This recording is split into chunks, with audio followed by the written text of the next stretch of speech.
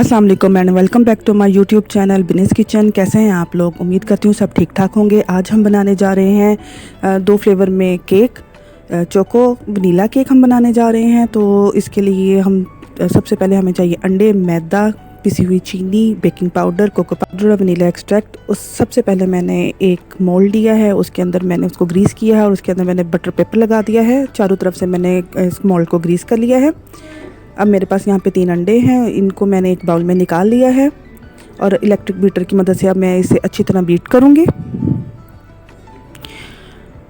मेरी इस रेसिपी को आपने लाइक करना है, शेयर करना है और देखने वालों से गुजारिश है कि मेरे चैनल को सब्सक्राइब करना है और बेल आइकन को हिट करना आपने बिल्कुल नहीं भूलना। अंडों को मैं बीट कर रही हूँ अच्छे से। जब इनकी फ्लफ़ी सी झाग बन जाएगी तो इसके अंदर मैं पिसी हुई चीनी ऐड कर दूँगी। ये प्रोसेस सारा 10 मिनट का तकरीबन होता है, तभी एक अच्छा फ्लफ़ी केक तैयार होता है।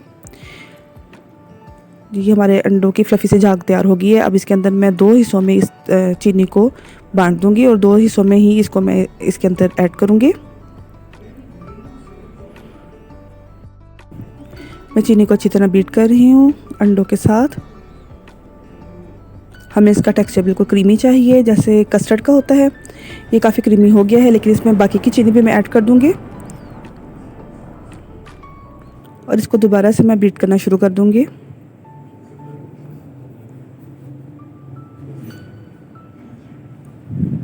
अब इसमें मैं वनीला एक्सट्रैक्ट ऐड कर दूंगी, तकरीबन 1 खाने का चम्मच, क्योंकि अंडों की स्मेल इससे ख़त्म हो जाती है और इसके साथ बहुत ज़्यादा अच्छा इसका फ्लेवर आता है।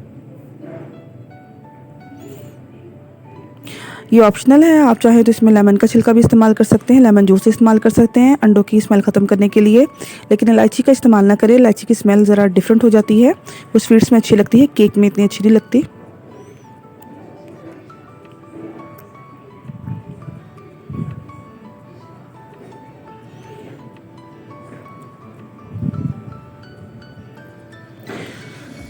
तकरीबन 10 मिनट इसको बीट करने के बाद ये देखिए इसका टेक्सचर, इसमें लहरें तैयार होनी शुरू हो गई हैं। इसका टेक्सचर तैयार हो गया है, ये देखिए मैं अब आपको चेक करवा रही हूँ। बिल्कुल कस्टर्ड की तरह इसका टेक्सचर होना चाहिए। अब इसके अंदर मैं आहिस्ता आहिस्ता मैदा ऐड करूँगी। मैदे में पहले मैं बेकिंग पाउडर तकरीबन 1 छोटा खाने का चम्मच, चाय का चम्मच मैंने ऐड किया है।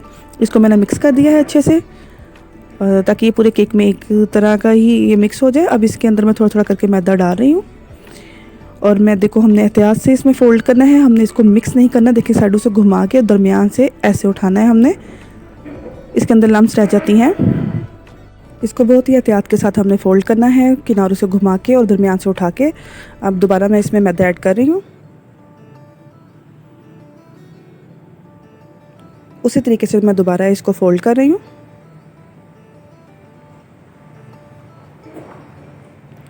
ऐसे होता है कि जब इसे फ़ोल्ड करते हैं तो मैदा नीचे बैठ जाता है, उसे पता नहीं चलता। ये देखिए मैं आपको उठा उठा के दिखा रही हूँ, ऐसे ही इस तरह जम जाता है। इससे केक के अंदर गुठलियाँ बन जाती हैं, तो इसीलिए इसकी एहतियात करते हैं, हल्के हाथ से इसको मिक्स करते हैं और ओवर मिक्स भी नहीं करना। हमने चम्मच को हल्का सा घुमा घुमा के चेक करना है कि ये इसमें मैदा रह तो नहीं गया कहीं। तो इसके साथ ही अब मैं मैदे के साथ ही इसमें कुकिंग ऑयल ऐड कर दूंगी, थोड़ा सा कुकिंग ऑयल ऐड करूंगी और इसके साथ मैं इसको मैदे को जो है मिक्स करना शुरू कर दूंगी, इसमें कोट करूंगी।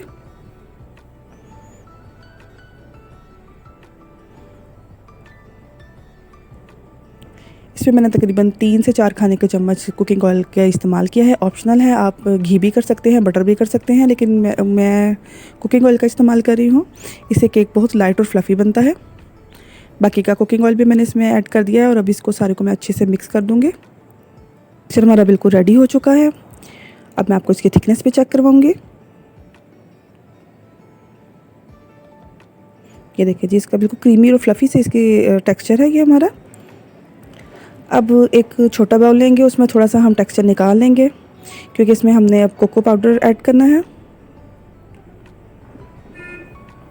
अब हमें जितना रिक्वायर्ड मिक्सचर चाहिए वो मैंने निकाल लिया है और इसके अंदर मैंने तकरीबन 2 खाने के चम्मच कोको पाउडर ऐड कर दिया है।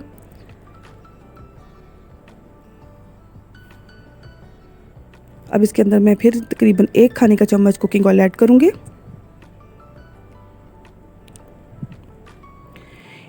इसको ऐड करने से हमारा कोको पाउडर भी जल्दी इसमें डिज़ोल्व हो जाएगा और ये एक शाइनी सी पेस्ट बन जाएगी इसकी। ये मिक्सचर तैयार हो चुका है, हमने इसको ओवर मिक्स नहीं करना।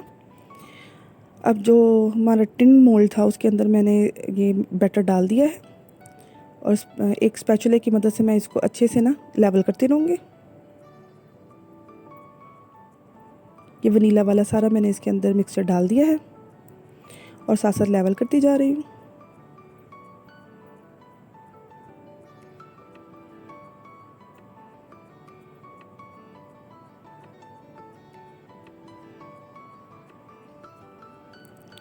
अब जो मेरे पास कोको पाउडर वाला मिक्सचर है वो मैं इसके अंदर ऐड कर दूँगी। इसको मैं डिवाइड करके डाल रही हूँ क्योंकि अगर मैं इसको पूरा एज इट ही डाल दूँगी तो ये एक अजीब सी चॉकलेटी सी लेयर बन जाएगी। डिवाइड करने से ये है कि ये अंदर से थोड़ा सा टेक्सचर के साथ मिलेगा हमें।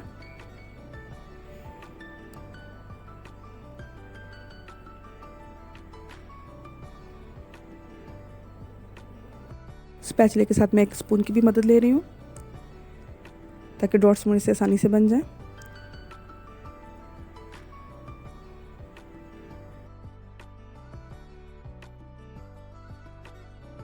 अब मैं एक टूथपिक की मदद से इसको हल कर रही हूँ और इसके अंदर से मैं एयर बबल्स निकाल रही हूँ। बड़े साइज़ के पतीले को 10 मिनट पहले ही मैंने आग पे रख दिया था ताकि वो प्री हीट हो जाए और उसके अंदर मैंने एक प्लेट फिक्स कर दी थी। अब मैं उसको बंद कर देती हूँ उसमें मोल्ड रख के और 35 मिनट बाद हम इसको चेक करेंगे। हमारा केक तैयार हो चुका है और अब मैं इसको आपको इसकी लुक दिखाती हूँ कैसी है। ये मोल्ड मैंने इसमें से उठाया और अभी की जो बटर पेपर मैंने लगाया था इसको मैं रिमूव कर दूँगी।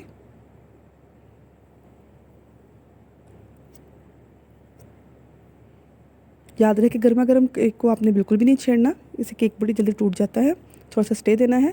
अब मैं एक नाइफ़ से आपको कट करके दिखाती हूँ। बहुत ही फ्लफ़ी, बहुत ही प्यारा केक तैयार हुआ है, देखिए। अब मैं इसका पीस आपको कट करके दिखाती हूँ। देखिए केक का पीस उठाने से पता चला कितना फ्लफ़ी है, कितना सॉफ्ट बना है और ट्विन है ये, लेयर्ड है और ये इसके अंदर चोको अलहदा है और ये वनीला स्पंज अलहदा है। आप इस रेसिपी को ज़रूर ट्राई करें और मुझे इसका फ़ीडबैक देना बिल्कुल ना भूलिएगा। नए देखने वालों से गुजारिश है कि मेरे चैनल को सब्सक्राइब करना आपने बिल्कुल नहीं भूलना और बेल आइकन को हिट करना आपने बिल्कुल नहीं भूलना। अच्छा जी, चलते हैं, मिलते हैं किसी नई रेसिपी पे। तब तक के लिए अल्लाह हाफ़िज़।